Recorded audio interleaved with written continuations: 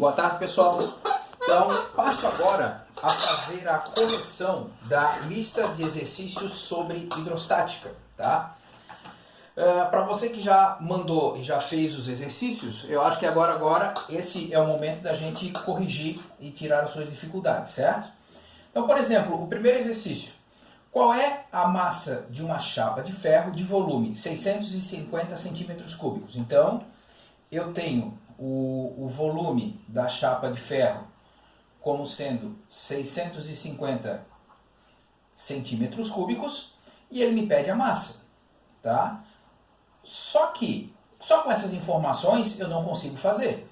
A questão continua e me diz que a densidade absoluta ou a massa específica do ferro é de 7,8 gramas por centímetro cúbico. Então, a massa específica do ferro é de 7,8 gramas por centímetro cúbico. Bom, primeiro, para facilitar a sua vida, eu vou te ensinar aquela regrinha do triângulo, que eu já mostrei na sala de aula, né? Então, aqui eu tenho o triângulo, tá? Massa específica é massa sobre volume. Se o meu objetivo é calcular a massa, eu simplesmente faço a multiplicação da massa específica vezes o volume. Então, a minha massa ela vai ser a massa específica vezes o volume. Tome cuidado com a unidade de medida, como isso aqui está em centímetros cúbicos e centímetros cúbicos, está tudo certo. Então, a minha massa vai ser os meus 7,8 gramas por centímetro cúbico vezes os 650 centímetros cúbicos. E aí, fazendo esses cálculos, 7,8 vezes 650 vai fechar uma massa de 5.070 gramas. Fechou, pessoal? Primeiro exercíciozinho, basicão aí para a gente começar a brincadeira. Vamos embora lá para o segundo exercício. A densidade da água é de 1 grama por centímetro cúbico. Então, a primeira informação que eu tenho aqui fala sobre a densidade da água, que é de 1 grama por centímetro cúbico. Tá? Continuando. Mantendo-se a temperatura constante, por que a temperatura é algo relevante aqui? Porque se eu deixar a temperatura mudar, os corpos vão dilatar, como a gente vai estudar no próximo tópico da nossa grade curricular. Então isso influencia nos nossos cálculos. Então, mantendo-se a temperatura constante, qual que é a massa de 200 centímetros cúbicos de água? Então ele quer saber quanto que vale a massa, tá, de um volume de 200 centímetros cúbicos de água. Então, lembrando lá do triângulo, tá? Quantidade é massa sobre volume. Se eu quero calcular o meu volume, eu vou ter... Perdão, eu quero calcular a massa. Tá? Então, deixa eu só limpar aqui. Tá? Se eu quero calcular a massa, eu vou ter a densidade vezes o volume. Então, a densidade da água é de 1 grama por centímetro cúbico, o volume são de 200 centímetros cúbicos. Essa unidade e essa já estão de acordo. Então, quer dizer que a massa dos meus 200 centímetros cúbicos de água equivalem a 200 gramas. Tá certo? Então, limpando aqui a tela. Próximo exercício, o 3. A densidade absoluta da gasolina é de 0,7 gramas por centímetro cúbico. Então, a densidade da gasolina é de 0,7 gramas por centímetro cúbico, tá? E aí vem a pergunta: qual o volume ocupado por 420 gramas de gasolina? Então, qual o volume ocupado por uma massa de 420 gramas de gasolina? Bom, então aqui, grama e grama, ok. Então quer dizer que a minha resposta do volume vai aparecer em centímetros cúbicos, né? Então, apelando lá para o meu triângulo, para a gente não errar na fórmula. Então, densidade é massa sobre volume. Se eu vou calcular o volume a minha equação fica massa sobre densidade. Então vai ficar 420 gramas sobre 0,7. Deixa eu só rolar aqui um pouquinho para cima. Então quer dizer que o meu volume vai fechar 600 centímetros cúbicos. Certo, pessoal?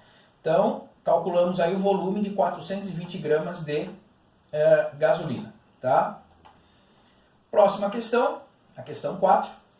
A densidade absoluta do mercúrio é de 13,6 gramas por centímetro cúbico. Então, a densidade do mercúrio, 13,6 gramas por centímetro cúbico. Tá? Bom, calcule o volume ocupado por 680 gramas dessa substância.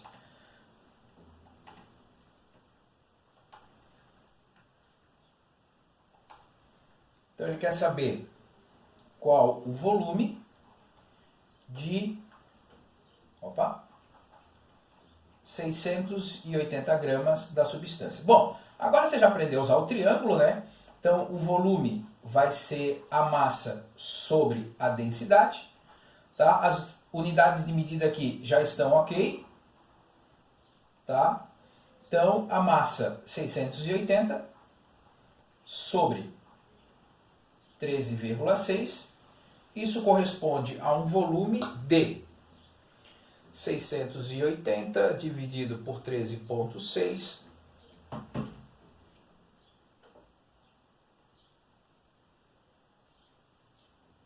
50 centímetros cúbicos. Tá? Só para você ter uma ideia, aqui eu tinha 420 gramas e ele ocupava 600 ml. Agora eu tenho 680 gramas, ele está ocupando apenas 50 ml. Então quer dizer que a densidade ela é crucial para você saber o quanto de volume que cada substância vai ocupar. Agora a questão 5. Tá? Vários meninos ganharam uma grande barra de chocolate que foi dividida entre eles. A densidade de cada pedaço é maior, menor ou igual? Bom, ele está falando que ele pegou, deixa eu apagar aqui, uma barra de chocolate, tá? Aqui está a barra de chocolate e simplesmente dividiu lá. Fulano ganhou esse pedaço, ciclano ganhou esse, tá? Bom, o volume diminuiu para cada criança? Claro que sim. A massa diminuiu de cada criança? Claro que sim. Mas a densidade do chocolate alterou? Não. Por quê? A densidade do chocolate é massa sobre volume. Quando eu pego essa massa e esse volume, tá? E pego essa massa e esse volume, ou pego essa massa e esse volume e faço os cálculos, o resultado da densidade do meu chocolate continua exatamente igual. Bom, agora, o que é diferente na próxima questão? Tá? Na próxima questão, olha só o que ele vai nos dizer. Na próxima questão, ele está dizendo o seguinte, ó. Um pedaço de pão é comprimido por uma pessoa entre suas mãos. Então ela pegou um pedaço de pão e esmagou aquele pedaço de pão. Bom, a massa do pão aumenta, diminui ou não varia? Se você não agregou nada ao pão, tá? O que você vai observar é a massa do pão continua igual. Tá? Bom, na letra B, e o volume desse pedaço de pão? Bom, o volume está associado ao espaço que ele está ocupando. Se antes o pão, B, se antes o pão ocupava esse espaço e agora ele passou a ocupar esse espaço, significa dizer que o volume do pão diminuiu. Certo? Agora, na outra. E a densidade do pão? Bom, vamos lembrar que a densidade é uma relação entre massa e volume. Esse cara aqui não mudou. Entretanto, o volume diminuiu. Se o volume diminuiu, significa dizer que a densidade do pão aumentou. Então, como é que eu consigo explicar isso? Eu consigo explicar isso da seguinte forma. Ao comprimir o pão entre as minhas mãos, as partículas do pão ficaram mais próximas umas das outras e dessa forma o pão ficou mais denso. A sua matéria ficou concentrada num volume menor. Tranquilo, pessoal? Cuidado aí com essas definições aí de densidade, massa e volume para não se complicar nos exercícios, tá? Bom, o próximo tópico agora é sobre a pressão mecânica. Então ele vai lá e diz o seguinte: aplica-se uma força de 80 newtons perpendicular a uma superfície. Então, a força é de 80 newtons e a superfície, a área de contato entre ela é de 0,8 metros quadrados. Então, 0,8 metros quadrados. Aí vem a pergunta: calcule a pressão exercida. Bom, então vamos lá. Para eu calcular a pressão mecânica é força sobre área, tá? Então a força 80 newtons, a área 0,8 metros quadrados. Quando você divide 80 por 0,8, você vai achar 100. Como é que vai ficar a unidade? Newtons por metro quadrado. Opa, mas newton por metro quadrado é pascal. Então, se você colocar 100 newton por metro quadrado ou 100 pascais, a resposta está corretíssima, tá certo? Bom, segunda questão. Qual a pressão exercida por um tanque de água que pesa 1000 newtons? Então, agora vamos lá. Deixa eu apagar tudo isso aqui. Então, a força, que nesse caso é a força peso, está valendo 1000 newtons, tá? Sobre uma base que tem 2 metros quadrados de área. Então, a área tem 2 metros quadrados. Então, pressão é força sobre área. Força é 1000. A área é 2. Então, a pressão, 500 newtons por metro quadrado ou 500 pascais. Tá certo? Tanto uma possibilidade como a outra de respostas estão corretas. Próxima questão.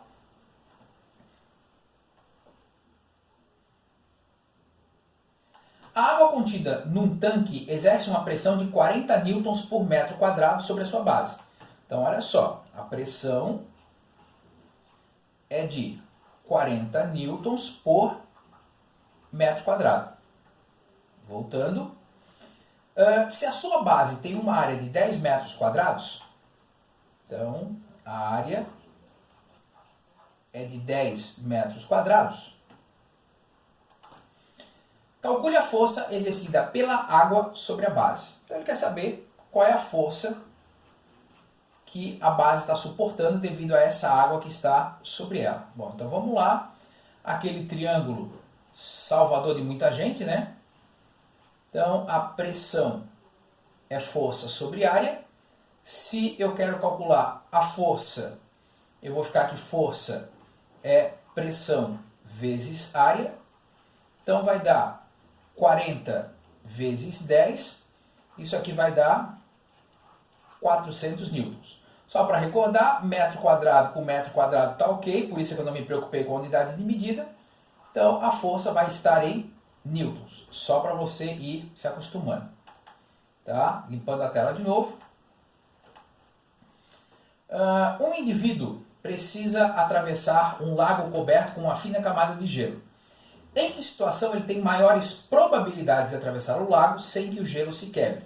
Andando normalmente ou arrastando-se deitado? Bom, quando eu paro para pensar nessa situação, a questão é, a força, o peso que a pessoa tem não vai mudar. Eu vou ter que pensar como é que eu posso diminuir a pressão da pessoa sobre o gelo. Então, se a pessoa estiver caminhando, eu vou ter lá a pegada dos seus dois pés. Se a pessoa estiver se arrastando, agora que complica, porque desenhar esse troço aqui vai ser algo complicado, vai ser algo assim. Onde que eu tenho maior área? Então, aqui eu tenho maior área, por consequência, eu vou ter menor pressão. Então, a chance da pessoa atravessar sem quebrar o gelo fino é se arrastando, ok? Então, se ela se arrastar, ela vai aumentar a área de contato entre o corpo dela e o gelo, e dessa forma vai diminuir as chances dele quebrar, certo? Bom, um faquir, nós já vimos lá no slide que o faquir é aquele cara que deita numa cama de pregos, né? Ele possui duas camas, uma com 500 pregos e outra com 1000 pregos. Baseando-se no seu conceito de pressão, em qual das duas camas você julga que ele estaria mais confortavelmente instalado? Bom, pela mesma explicação do exercício 10, quanto maior for a área de contato entre a pessoa e a cama de pregos, menor a pressão que vai ser exercida, menos dor a pessoa vai sentir. Então quer dizer que se ele estiver na cama com 1000 pregos, tá? Supondo que os pregos são todos iguais, né? Claro. Então, se ele está numa cama de 1000 pregos, ele vai ter menos pressão dos pregos sobre a sua pele e dessa forma ele vai estar, como ele chamou aqui, mais confortavelmente instalado. Então, se eu aumento a área de contato entre a pessoa e o que quer que seja ali, no caso ali os pregos, né? Vai diminuir a pressão e vai estar mais tranquilo para a pessoa. Bom, próxima. Quando uma faca está cega, ou seja, não afiada, é necessária uma força maior para descascar uma laranja do que quando ela está afiada. Por quê? Bom, quando a faca está cega, a área de contato entre a faca e a laranja vai ser maior.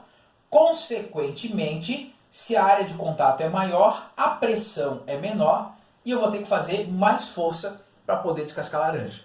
Quando eu tenho uma faca devidamente afiada, tá? O que eu vou observar?